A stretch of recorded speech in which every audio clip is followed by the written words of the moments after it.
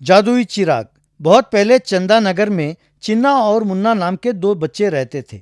दोनों साथ साथ स्कूल जाते थे और साथ साथ खेलते थे। चिन्ना जरा शांत स्वभाव का था, लेकिन मुन्ना बातूनी था। हमेशा कुछ ना कुछ बोलता रहता था, सामने वाले को बोलने का मौका ही नहीं देता था। एक दिन जब दोनों स्कूल से लौट रहे थे तो रास्ते में एक सोने का चिराग दिखाई दिया। चिन्ना ने पास जाकर उसे अपने हाथों में उठाया। चिन्ना, अरे ये कोई जादुई चिराग दिखता है, जैसे कहानी में है। सुना है इसमें एक जिन रहता है, इसको रगड़ने पर बाहर आकर इच्छाओं को पूरा कर देता है। हाँ हाँ, पर वे चिराग मेरा है, पहले मैंने ही इसे देखा है। कहते हुए उसने चिराग को छीनना शुरू किया।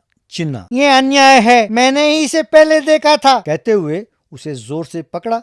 दोनों के इस खींचातानी में चिराग के अंदर का जिन बाहर निकला। जिन, हा हा हा, मुझे बाहर निकालने के लिए धन्यवाद। क्योंकि आप दो, इसलिए मैं आप दोनों को एक एक वर दूंगा। किसे क्या चाहिए आप ही तय करें। कहते हुए उसने हवा में अपना हाथ घुमाया और एक छोटी सी डिबिया और सोने से भरा एक थैली प्रकट हुआ।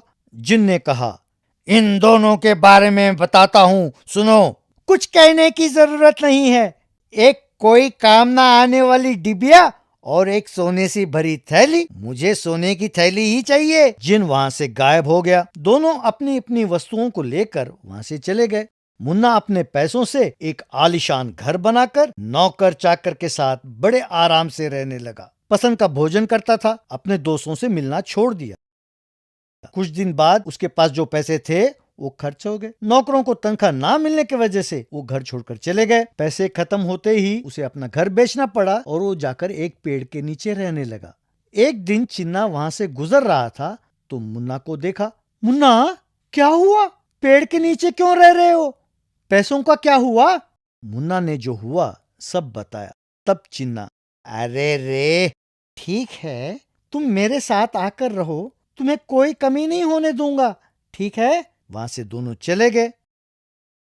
उसके बाद एक बड़े बंगले के पास आए। वहां नौकरों ने चिन्ना को प्रणाम किया।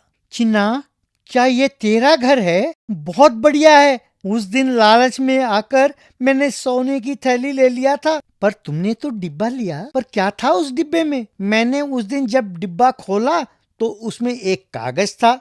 उसमें लिखा था कि जब भी तुम डिब्बा खोलोगे उसमें सोने के सिक्के मिलेंगे। इस तरह जब भी मुझे पैसों की जरूरत होती है तो मैं डिब्बा खोलकर सिक्का निकाल लेता हूँ। इसी तरह धीरे धीरे से ये सब कुछ बनाया है। अरे, उस जिन की पूरी बात ना सुनकर मैंने गलती की, इसीलिए ऐसा हुआ। तब से दोनों खुशी खुशी रहने लगे। तो बच्चों, लालच करना, ज्यादा बोलना और दूसरों की पूरी बात ना सुनना ठीक नहीं है।